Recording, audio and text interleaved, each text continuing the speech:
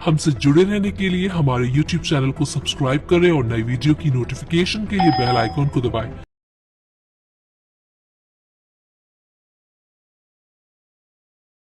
बनाने में कहीं ना कहीं आप सबका योगदान रहा है।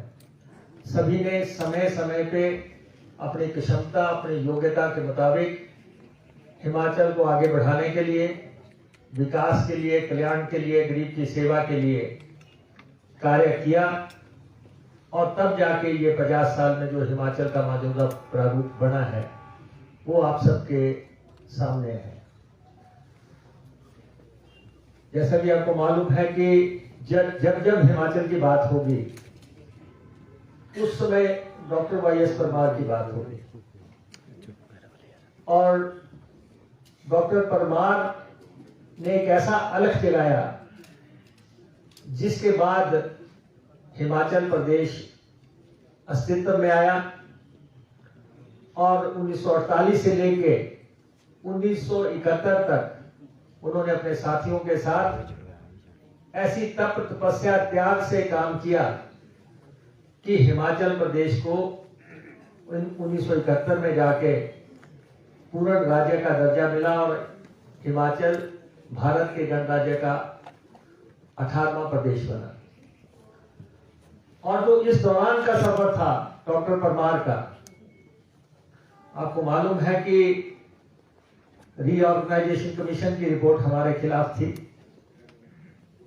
उसमें यह बात आई थी कि महापंजाब बना दिया जाए।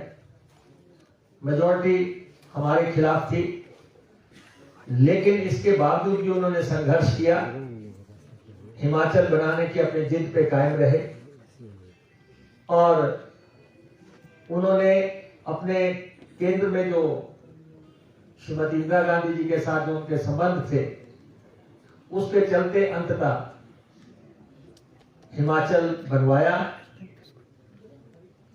अन्यथा आप जानते हैं कि 4 जिला हुआ करते थे, महासू था, मंडी था, सिरमौर था और चंबा था और बाकी सब इलाके जो है भाषा और क्षेत्रीय आधार पे जो है हिमाचल को मिले और महासू से जो है शिमला और सोलन निकले और कांगड़ा से जो है 1972 में ऊना और हमीरपुर जिले निकले। अन्यथा आप जानते हैं कि ये सब पंजाब के इलाके थे, यहां तक कि कुल्लू भी पंजाब में था, लाहौल स्पीति भी पंजाब में था। लाहौल स्पीति में आज भी आप पंजाबी की पाटिकाएं देख सकते हैं लगी हुई। हाँ, कुछ डलहौजी था गुरदासपुर का हिस्सा और नालागढ़ जो है अम्बाला का हिस्सा था। ये राजधानी शिमला जो है, तो ये सब इलाके डॉक्टर परमार के खून पसीने बहाने के बाद जो है हिमाचल अस्तित्व में आया।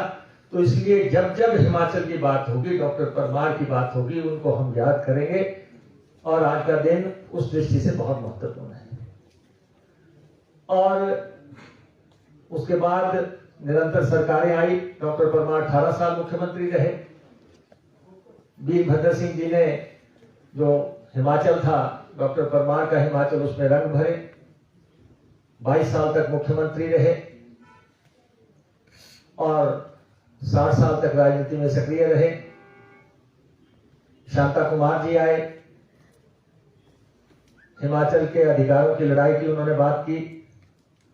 श्री प्रेम कुमार धूमल जी आए, रामलाल जी आए। सब लोगों ने हिमाचल का आगे ले जाने के लिए समय समय पे कार्य किया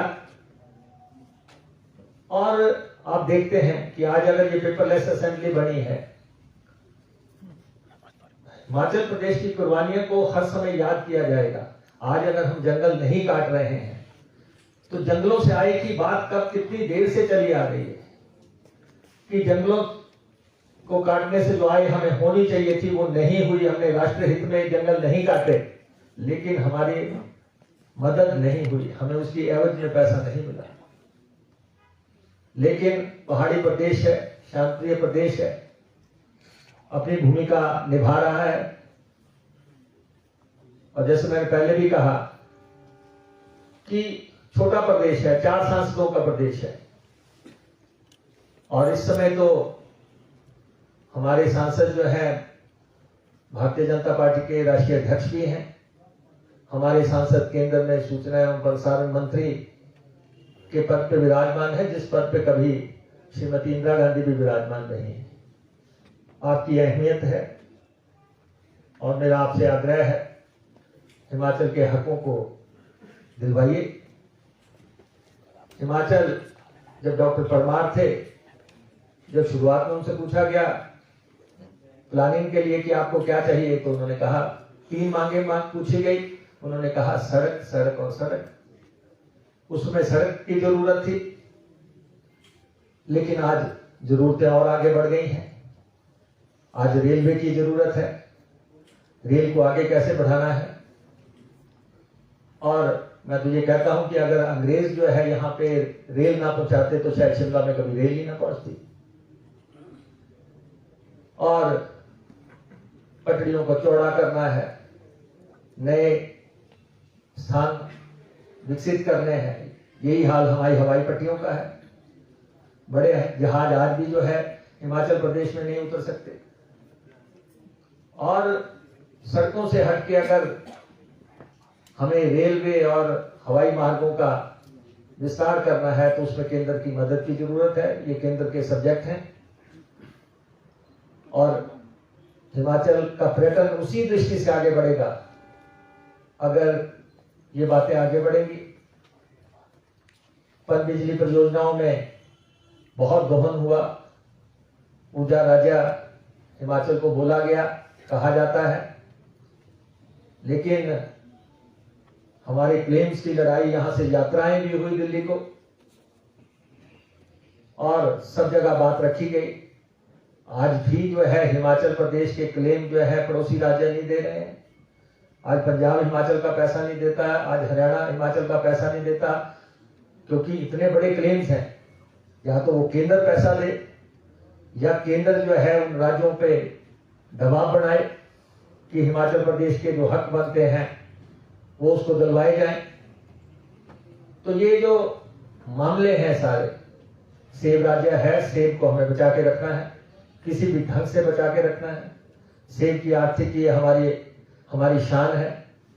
5,000 करोड़ रुपए की आर्थिकी है और कहीं भी किसी भी बागवान के दिल में निराशा ना आए। हम सबको दलगत राजनीति से ऊपर उठ के इन बातों की तरफ ध्यान देना है।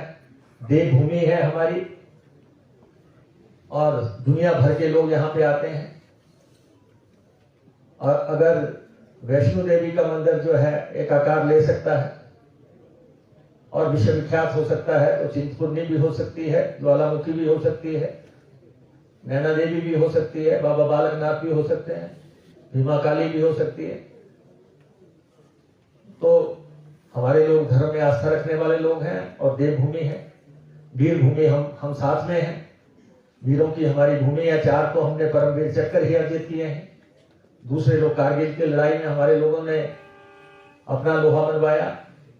जैसे राष्ट्रपति जी कह रहे थे कि 1,20,000 हमारे पूर्व सैनिक हैं।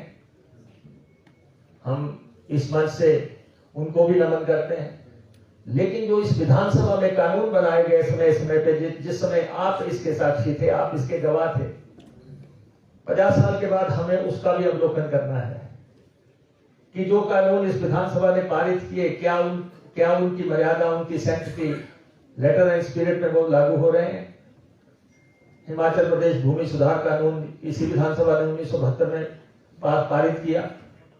आज कितनी दुनिया है जिन्होंने हिमाचल प्रदेश में जमीनें खरीद ली, लैंड बैंक बना के बैठ गए हैं। उनसे ये जमीनें कैसे वापस ली जानी है?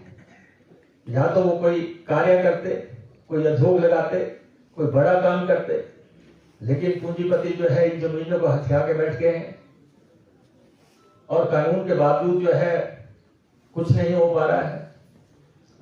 यहीं पे हमने धर्मांतरण का कानून पास किया। पहला कानून जो है कि कोई धर्म परिवर्तन नहीं करवा पाएगा।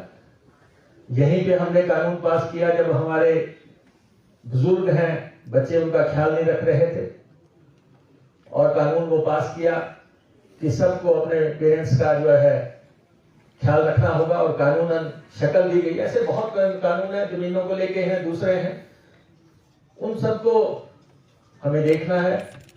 तो ये स्थितियां आपके सामने है। हिमाचल बहुत आगे बढ़ा है। निश्चित तौर पे जब हिमाचल गठन की बात आई थी उस समय प्रति व्यक्ति आय सिर्फ 240 रुपए था, आज 2 लाख की बात हो रही है। उस वक्त जो है शिक्षा दर, सब तो कहते कि 11% का 7% के आसपास शिक्षा दर थी। 7% से हम जो है कहां 100% की तरफ जा रहे हैं।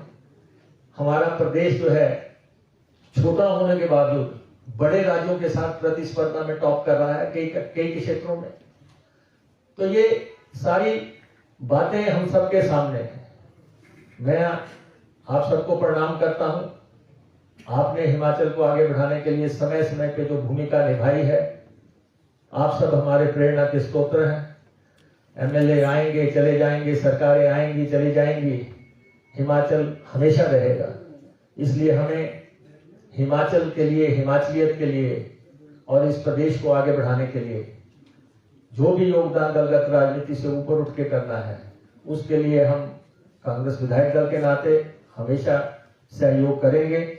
और जो हमारी सरकारें आज दिन तक रही, उन्होंने जो कार्य किया है, जो अच्छे कार्य उन्होंने किए हिमाचल को आगे बढ़ाने के लिए, मैं आप सबके आशीर्वाद से उन सब सरकारों को और उनको लीड करने वाले लोगों को जो है मैं यहाँ प्रणाम करता हूँ, और मुझे बोलने का मौका दिया इस सभागार में। आपका बहुत बहुत आभार। धन्यवाद माननीय महोदय। अब हम आग्रह कर रहे हैं माननीय केंद्रीय सूचना एवं प्रसारण तथा युवा सेवाएं व खेल मंत्री आदरणीय श्री अनुराग सिंह ठाकुर जी से उनके संबोधन के लिए। माननीय महोदय।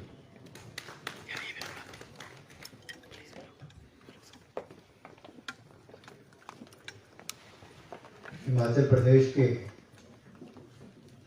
पूर्ण राज्यत्व दिवस के स्वर्ण जयंती के अवसर पर मंच पर उपस्थित माननीय मुख्यमंत्री